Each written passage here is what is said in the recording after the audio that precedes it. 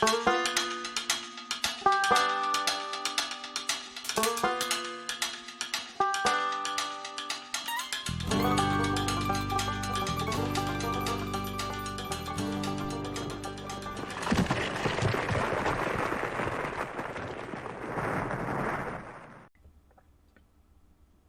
and welcome to my cellar and the second week of experimenting with how to get the lighting right and where to sit. So I'm working on it. So we'll see how it goes. So we've got a lot of questions tonight, so we'll just jump right in. Dungeon Ecology was a great piece. Well, thank you. I remember reading it years ago. Well, it was decades ago that I wrote it, and applied it to a group of raiding lizard men from a swamp that paid homage to a black dragon that was the lord of that dismal muckhole. The dragon's exterior surround was protected by numerous carnivorous plants that it had cultivated and grown stronger with magic. A few quicksand pits took care of the armor, and the biting flies pressed them deeper into the quagmire. The grotto complex had many subterranean pools that were interconnected by underwater tunnels and a few fat crocs for those who like having a swim. A pair of nagas finished out the run, posing as the prime antagonist to draw the party's attention while the dragon ambushed them from behind. A little piece of the cask legacy goes into all of my dungeons. Thanks, Tim. See what your words have wrought. Yeah, that's really what ecology is. It's a logic, not just where do they poop and what do they eat, but build up a logic. Every big bad creature should have a hierarchy of flunkies and hirelings, flunkies mainly slaves. But when you build that up in its entirety and it's complete it, it's a thing of beauty, and you have logic for everything you do from that point forward.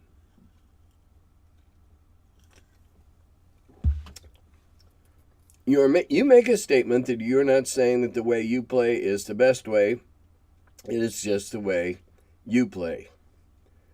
Well, and they go on to say, I think it's the best way, as it works for you. Well, look, here's what I'm saying, really. I'm not saying here, hey, play this way. I'm not saying here, play my way. When I get a comment that asks for a response, I respond how I would do it. This is the way that I play. I'm not saying mine is superior to yours. In my mind it is, because I made it and I'm having fun with it, and etc., etc. But I am not doing these videos to set myself up as an expert. Rather more as a mentor or a wise old guy that sits down around the fountain in the town square, and you go down and ask him, hey, Morty, how do you do this and such?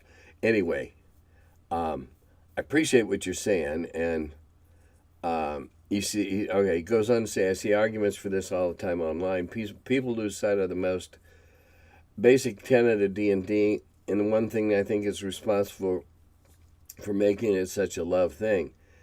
D&D is about you and your way. The flexibility of it and the ability to make it your way is what made it what it is.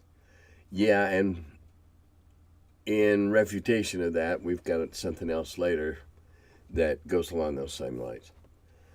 Okay, now we get into orcs and polearms. I'm not exactly sure how it started, but it did.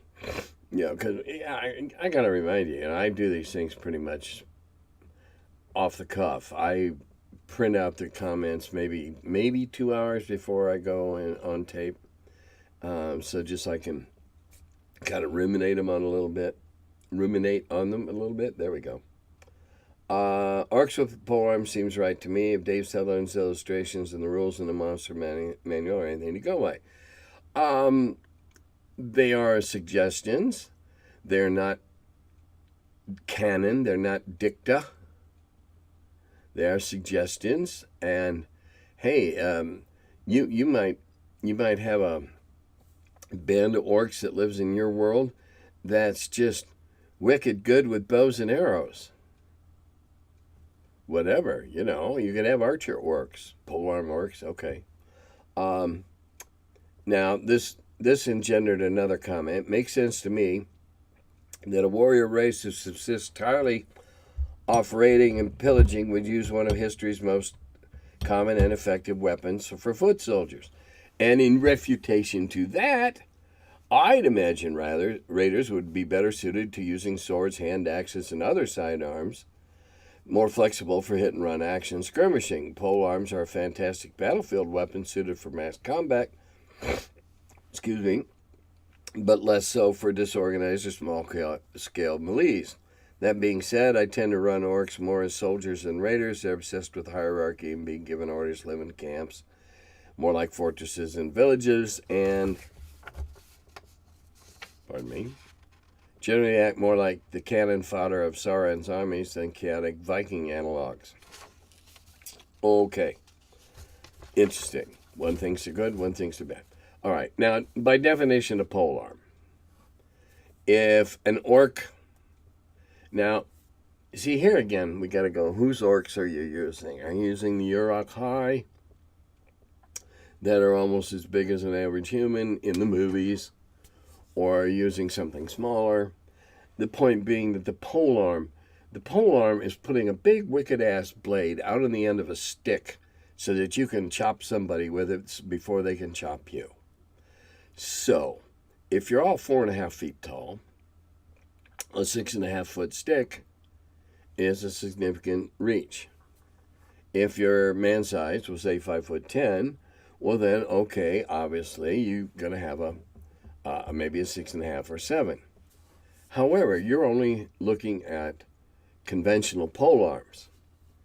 Now, we're fantasy. We go wherever we want. Pardon me. Blood sugar drop. Oh, yep, it's after midnight. That did it. Let's go full fantasy and let's figure out somebody that just a wicked ass fighter with a stick, staff, whatever. Give that guy a polearm and he's going to slice and dice and dance his way through a formation. That polearm doesn't have to be 7 feet tall. By loose definition, a polearm is a weapon on the end of a stick that makes it longer than you can reach with your arm. Now, take that 5'10" human and give them a 6'5" polearm. It's not just the extra difference between 6'5" and 5'10". It's the extension using the hands, etc., etc. Okay, polearms, God knows, were Gary's favorite. Just, again, I ask your pardon. I think they were his favorite because there were so goddamn many of them. And he loved the nitty-gritty differences, and that's fine. The point being that a polearm, by general definition, is something on the end of a longer stick that enables you to whack or slice the other guy before he can whack or slice you. I see no reason why raiders couldn't use polearms. Doesn't mean they got to be 10 feet long. Polearm, by definition, is relative. All right, next. All right, this is in reference to the elegy that I gave for Doug Ray last week. And regenerate in peace, recover in peace.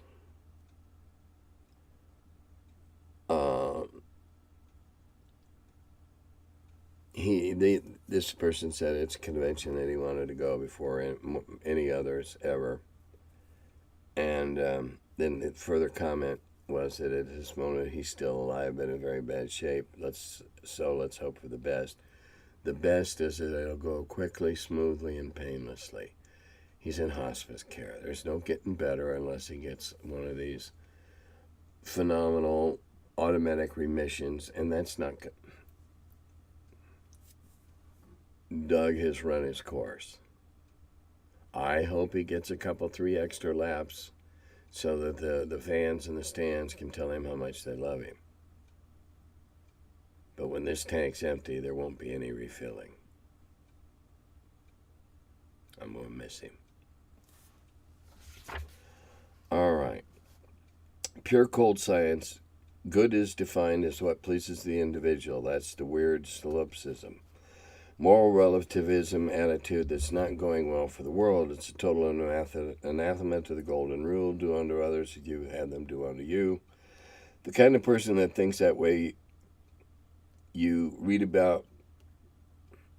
The kind of person that thinks that way, you read about that quote about good and evil sounds like a sadly misguided soul. Yeah, good and evil is all relative, and I'm not going in there. Okay, now somebody else is going to pick up on with 5e.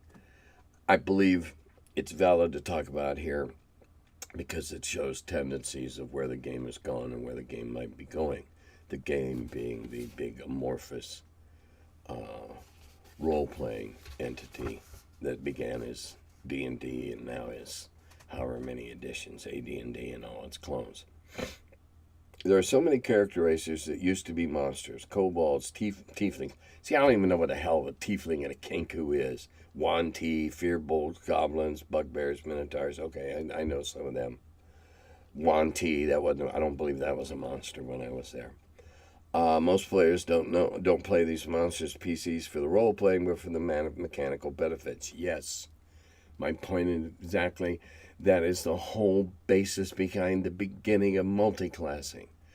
Oh, if I'm a half-orc, I'll have all this strength and all these orcish abilities. Well, if I had been writing the half-orc rules, I'd have made a chart to see if it even worked. If it worked, whether it worked to your advantage, or whether it didn't work to your advantage, and I'd make you wait until you got done writing up your characters and rolling all your dice and all that silly crap, and then decide, too bad, can't have him. He doesn't work. Most players, they want the mechanical benefits. They want the best of both worlds. And this writer goes on to say, and they don't play them like the monster, they play them like humans with these mechanical benefits. So what's happened is that the monstrous element of D&D is watered down considerably, and every species that traditionally was barely above animal intelligence and had a history of plaguing human civilizations with merciless killing now is assumed to have some kind of nuanced culture that is valid and contributes positively to the game world, hence the party feeling sorry for the kobolds, now a quirky and cutesy little dragonoid creature, and feeling that she should be rescued. At the end of the day, people can play the game however they want, but they should realize how bland the game world becomes when everybody is basically a human in a costume. I like that. It's great that the PCs are thinking outside the box, but I think the DM should demonstrate why kobolds hang out underground or at odds with humans and demi-humans in the first place. Okay, PC, and now goes on to another following comment. PC gaming and mechanical benefits and not role-playing sounds like a job for the DM. Granted, if the players aren't role-playing true to racial types, treat it like alignment. They should be disadvantaged by the DM. They lose the mechanics, receive penalties in a story-relevant fashion. For example, self-loathing for not being a true beholder causes PC to lose sight in 3 of its eyes and consequently lose the relevant eyeball attack raise. Yeah, the DM, I'm hesitating to start on this one. The DM really treads a very fine line here between being a dick and being everybody's friend. Everybody's friend would say, sure, bring whatever the hell you want to the table and play it. Being a dick would say, don't bring anything that isn't in such and such books. Granted, there's got to be a happy medium in there. However, having said that,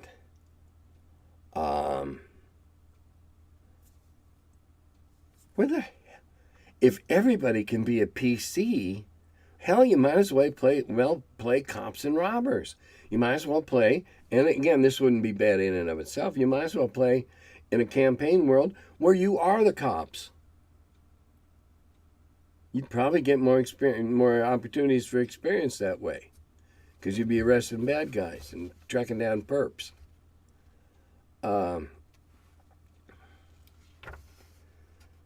Yeah. Again, just roll up a character and have fun playing what you got. That's the challenge. Play what you rolled. It's like, I don't know. I'm trying to think of an analogy. It's like going out for high school wrestling, and you're the guy that got a job baling hay for 6 weeks that summer and did things that helped him bulk up for wrestling. Get stronger, get bigger, whatever. And then there's the other idiot who just wants to go wrestle because he's found a trick move. I don't.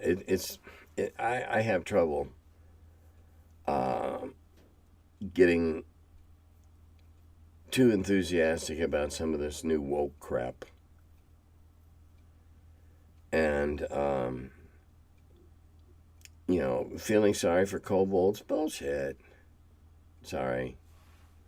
I'm gonna have to put an NSFW on this one. I can see that.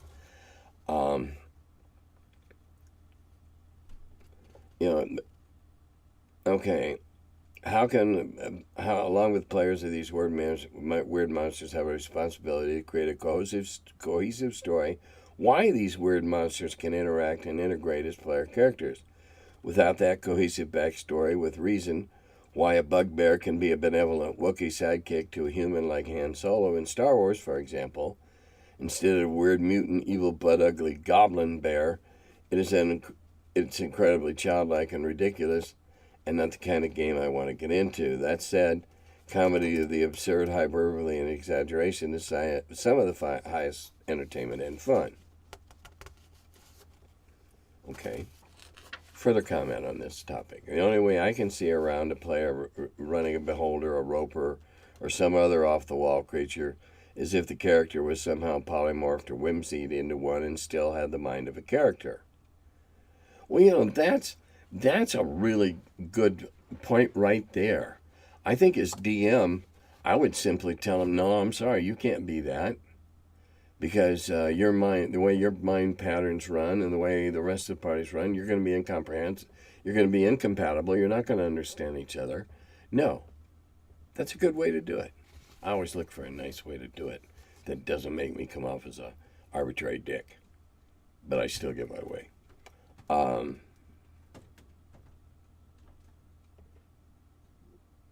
right. We'll go on to something else.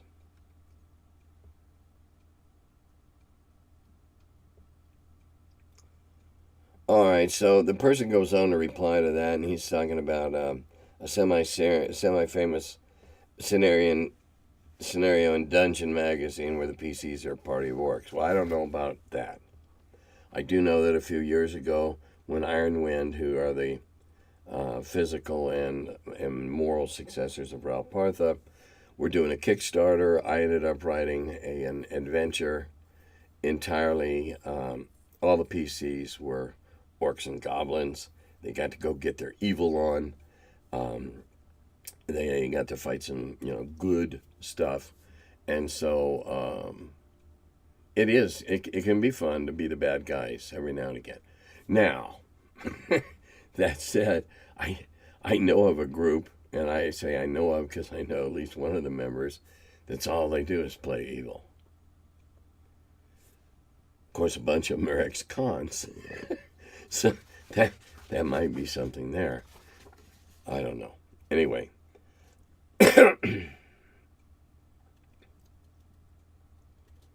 All right. Now, another individual goes on and why the players in this case feel bad about the kobolds in my dungeon. Apparently, they ran into a couple of the only ones that could talk to humans, And so they ran them a song and dance and boo-hoo-hoo for the kobolds. Your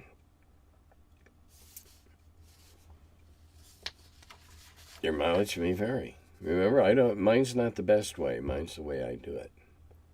Okay, now we're going back to fight, flight, and freeze. This person says, in my humble opinion, any wise DM who studies psychology, who's worth his weight, will agree the base survival of a species is not only those 3 F's, but 2 other F's, fawn and fornicate. Or the other F word denoting, yeah, okay, we gotcha.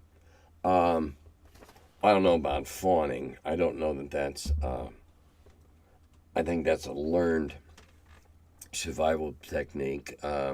That's the cur in the pack who immediately flops on his back and offers his belly, fawning, don't kill me, I just want to be one of the gang, that thing, whatever. But they give the example of fawning be out of the Lord of the Rings, Gollum, conditionally serving Sam and Frodo. So, okay, we're not going in the other one, the other F. No. And, no, we don't need to go there. Okay, next one. I understand you do not like the idea of giving XP per one, 1 XP for 1 gold, but that is the rule. No. There is no the rule. When our role players and gamers, particularly role players, we have the latitude that there are no hard and fast rules. I don't give a damn who wrote the book. I don't care what Gary said about awarding it any more than I care about what Tom Mulvey said. Because every introduction that Gary wrote while I was there and everyone I wrote while I was there said, these are not carved in stone, these are guidelines. My God, just because you saw something printed on a piece of paper doesn't mean you got to live by it. We're not talking about civil ordinances. We're not talking about penal codes here. My God, we're talking about game mechanics, game rules. I don't care what Tom Mulvey said. Way before Tom Mulvey, both Gary and I were very specific in our interview, our introductions and that we wrote. These are guidelines. They are not set in stone. Please, please, please, when are you going to realize this? Everything in that book is not gospel. Moses didn't come down off the mountain with the DMG. Get a little carried away about this. Just because it's printed there doesn't mean you have to live by it. I can't understand. I try to understand that mindset. I mean, Jesus, I went to 8 years of Catholic school. If anybody had been hammered into a clone or a drone, it would have been me at a young age. Anyway.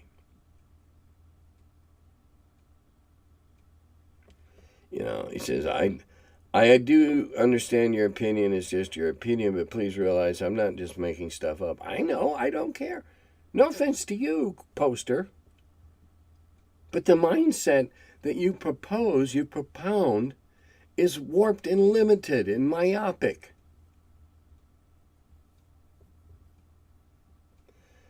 I'm just following what someone respected and wrote 40 years ago. And since it works just fine, I see no reason to change it. Works for you? Swell. That's the whole point. Works for you. You. Doesn't work for me? Fine, I changed it. I think it's stupid. My world, my opinion. Gary and I had this argument, rather. many, many times. Especially back in the old days when everything was charts and tables. Okay, what kind of monster? All right, you determine, all right, I'm going to have a bugbear in this room. What kind of treasures does it have? And then you go roll on the table and take whatever the result is. Well, I'm okay if the result's a few silvers and a handful of coppers. I'm not okay if you get the 97 or 98 roll that's, 15,000 gold pieces. That's 15,000 experience points in excess of what dispatching the bugbear would get. That's ludicrous.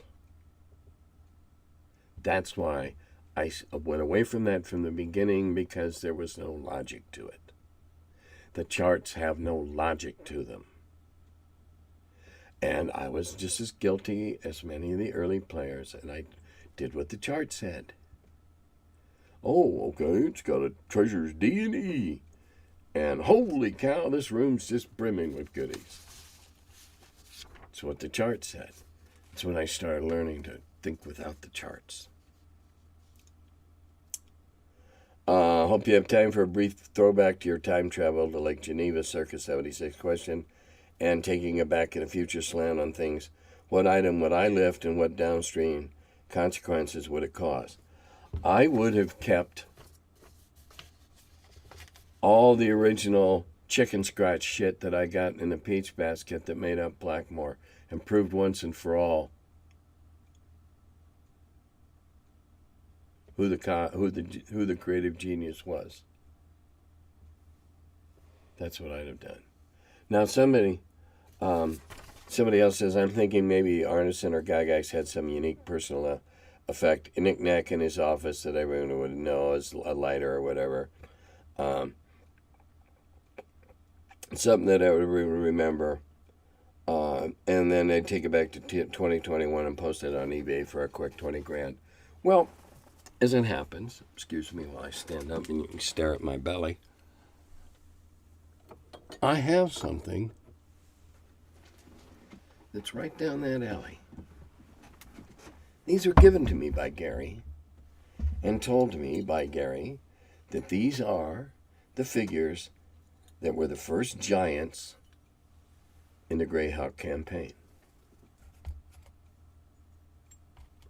I have all 4 of them.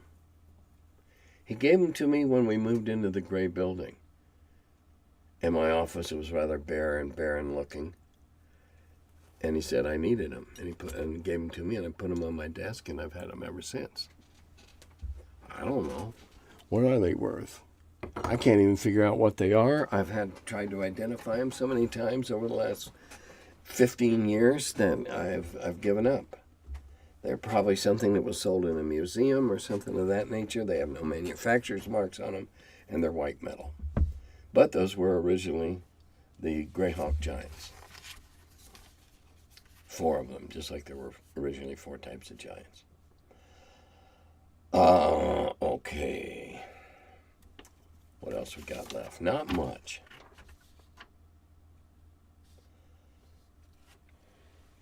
Now, it is with great restraint that I'm going to deal with this next one. It says, is that a MAGA hat in the back? You obviously haven't read much of my stuff during the last election. The only way I would have a MAGA hat in my basement is if it had a dead, moldering Republican Trumpist head in it. That hat that you see says Census 2000, we all count. I worked on the census in 2000, and I worked on the census again in 2010. MAGA. Get real. Okay, that's all I got to talk about today, tonight, tomorrow, whenever you watch this. Getting ready to go to Game Hole in a couple, 3 weeks. About 6 weeks, 7 weeks. And a little teaser. A couple of years ago, when Jim Wamper and I were driving up to GaryCon, we did a tape on the road on the road to GaryCon. We're going to do one again this year on the way to Gamehole because Jim looked at the old one we did and said, hey, that was pretty good. Why don't we do another one? I've been trying to get him to do another one for 2 years, but he finally decided that it's time for us to do that. So we will be doing a Curmudgeons on their way to Gamehole or something of that nature. It undoubtedly won't. Well, we might even. It depends on whether or not I can get it to my my IT guy, who is literally halfway around the world. But if we can get it to him off Jim's phone, we'll have it up before the con's over. And what else? I'm definitely going to TotalCon. Definitely going to GaryCon.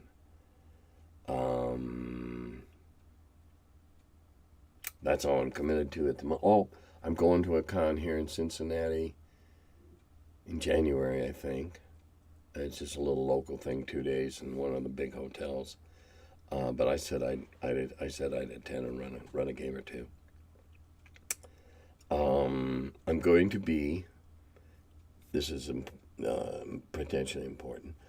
There's an independent publishers union of small businesses that are going to be at Gamehole Con. And there's like 8 of them.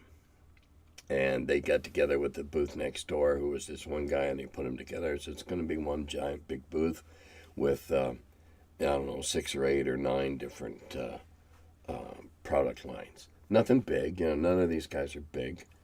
But I said, that sounds like a lot of fun. I think I'm going to come by there and hang out every now and again. And so, oh yeah, hey, that'd be great. Come on by. And so I found a bunch of Gygax magazine number 2s, or I should say numbers 2. And that is the info. I found, I don't know, there's 22, 23 of them, I guess. And so I'm going to bring some of those with, and I'm going to sign them if somebody wants them signed or whatever. And anyway, I'm going to peddle those off. And I've got some Eldritch hardbounds that weren't ever made in hardbound until I did it. And I'll have a handful of those. And the rest of everybody will just be doing, their things. There's, Mud Puppy Games will be there. And I know Skeeter Green's going to have his product there. And I'm really looking forward to, just hanging out and seeing people there. So, and the thing that makes me the most glad about it is issue 2 in Gygax magazine history is infamous for the fact that I didn't kill an editor. I wrote probably the most in-depth and I feel best game product review I'd ever done.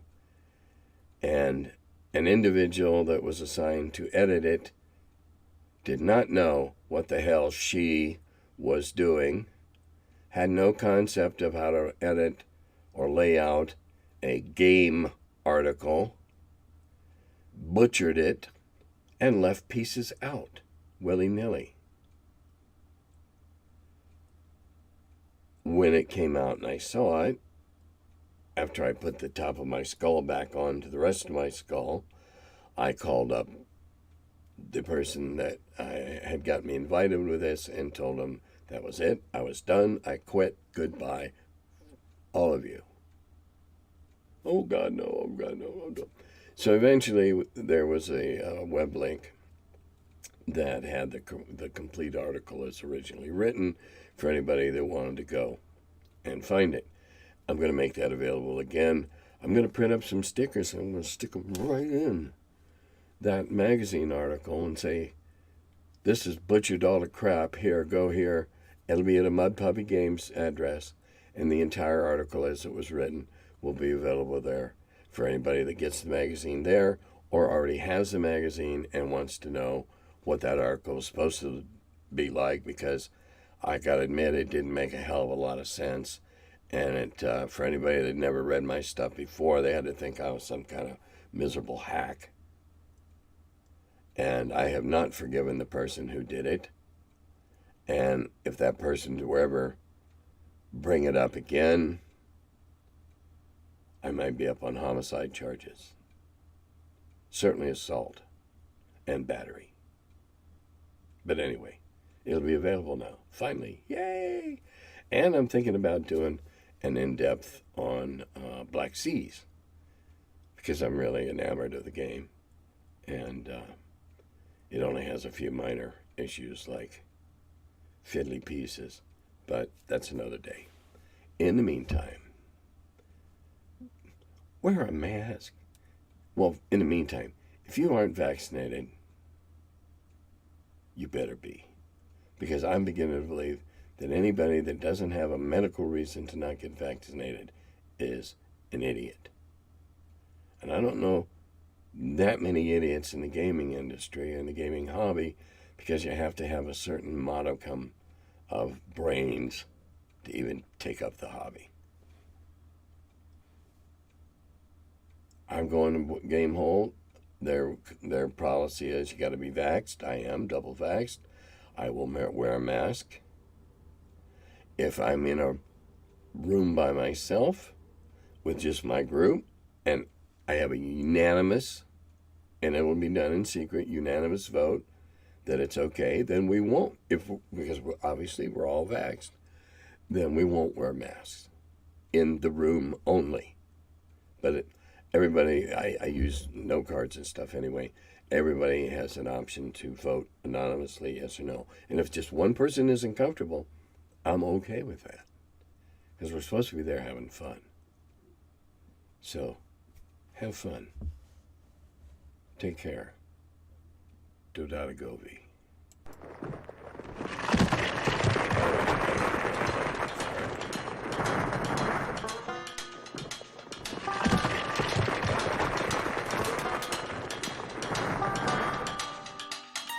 Oh, hello. I'm still figuring out when this thing starts. Welcome to my cellar. He's the curmudgeon who wrote about the dungeons. Now he's the feller, live from the cellar.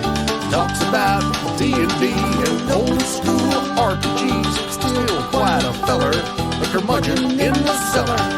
Last man around when them rates went down. Calling Gary in that Lake Geneva town. Hey Gary, it's an awful mess. Let me edit, we'll have success.